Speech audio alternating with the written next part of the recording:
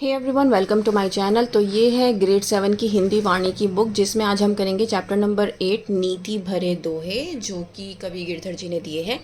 तो पहले मैं आपको लाइन बाय लाइन बताऊंगी, उसके बाद में पूरे पैराग्राफ का एक भावार्थ भी बताऊंगी, ठीक है, जो आप बाद में व्याख्या के तौर पे उसको लिख सकते हैं। तो स्टार्ट करते हैं। बिना विचारे जो करे सो पाछे पछिताए। तो इसका मतलब क्या है कि जो व्यक्ति बिना सोचे समझे कोई काम करता है उसे बाद में पछताना पड़ता है। काम बिगाड़े आपुनो जग में होत हंसाए। इसका क्या अर्थ है? इसका अर्थ यह है कि वह अपना काम तो खराब करता ही है, साथ ही दुनिया में उसकी हंसी भी उड़ती है। जग में होत हंसाए चित्त में चैन न पावे।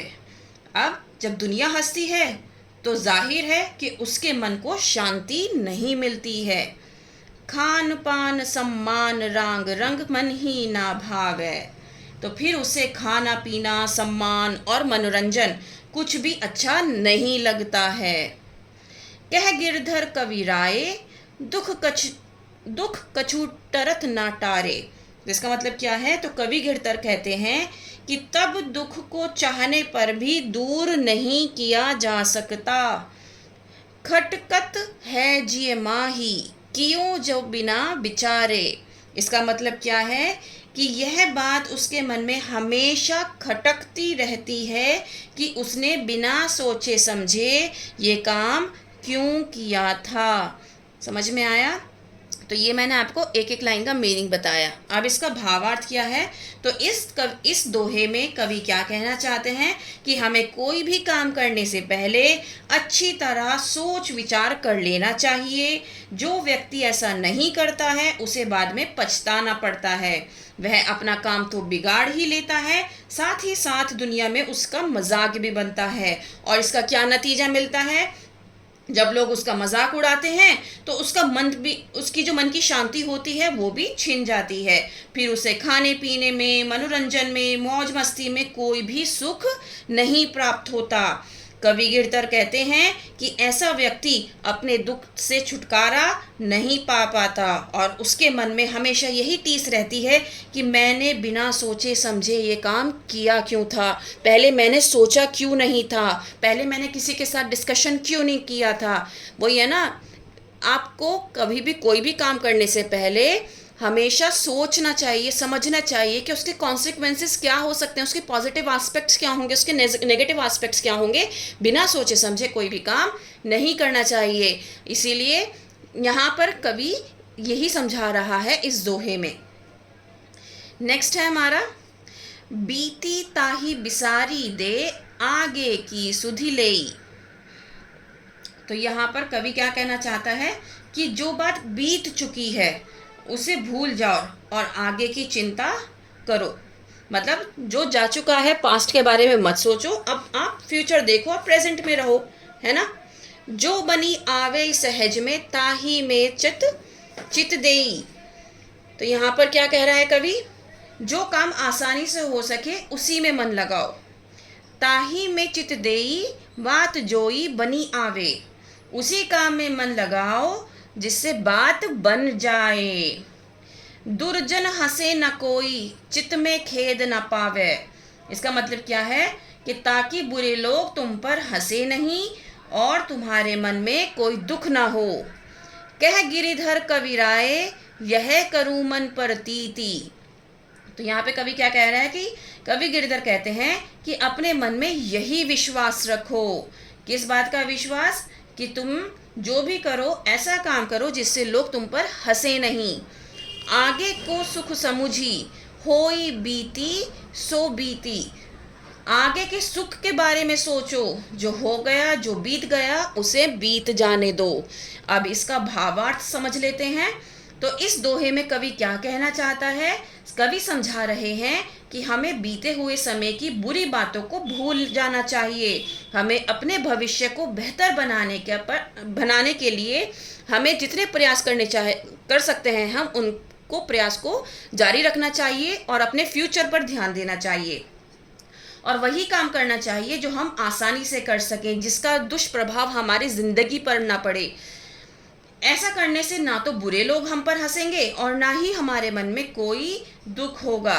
कवि गिरधर का कहना है कि हमें अपने मन में यह बात अच्छी तरह बिठा लेनी चाहिए कि हमें अपनी खुशियों के बारे में सोचना है, जो आने वाला समय है उसके बारे में सोचना है, और जो बीत गया है उसे भूल जाना है। हमेशा अपने पास्ट से ना हमें सीखना चाहिए, अपनी गलतियों से हमें सीखना चाहिए। कहते हैं ना कि अगर आपको सफलता पानी है तो उसके लिए मेहनत करनी पड़ेगी, और ऐसा नहीं है कि एक ही बार में आपको सफलता मिल जाएगी।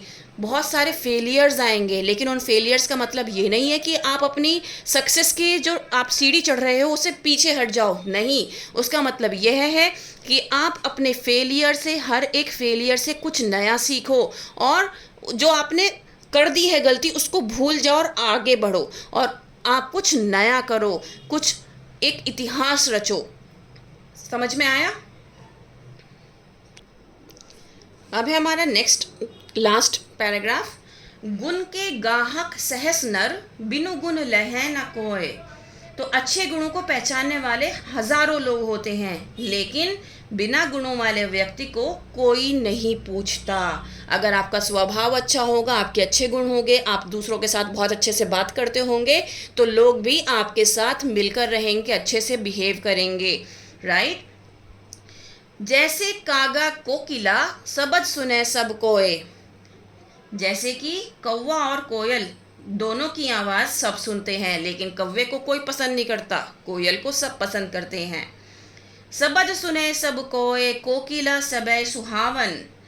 अब क्या है, कोयल की आवाज़ तो सबको अच्छी लगती है, लेकिन कौवे का काव काव किसी को अच्छा नहीं लगता।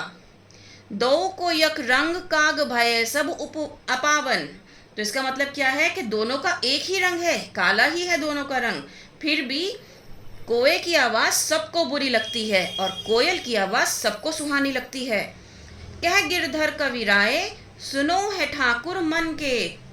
तो कवि गिरधर कहते हैं कि हे मन के राजा, मेरी बात सुनो, बिनु गुण लहै न कोय, सहस नर गाहक गुण के। कवि क्या कहता है कि बिना गुणों के कोई मान सम्मान नहीं मिलता, जबकि गुणों को पहचानने वाले हजारों लोग मिल जाते हैं। तो अब इस पूरे पैराग्राफ का क्या अर्थ है हम समझ लेते हैं।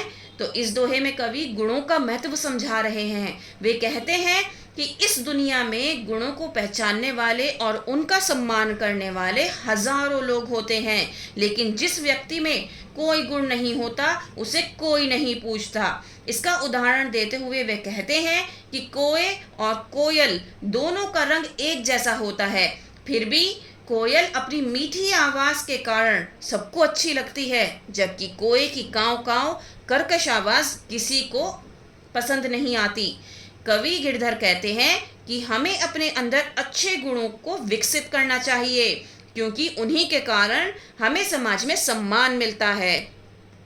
उम्मीद करती हूँ कि ये तीनों दोहे जो हैं आपको बहुत अच्छे से समझ में आए होंगे, इसीलिए मैंने पहले एक एक लाइन का मीनिंग समझाया है और उसके बाद मैंने पूरा भावार्थ दिया है पूरे पैराग्राफ का। अगर फिर भी आपको कोई दिक्कत होती है, you can ask any time. That's all. Thank you.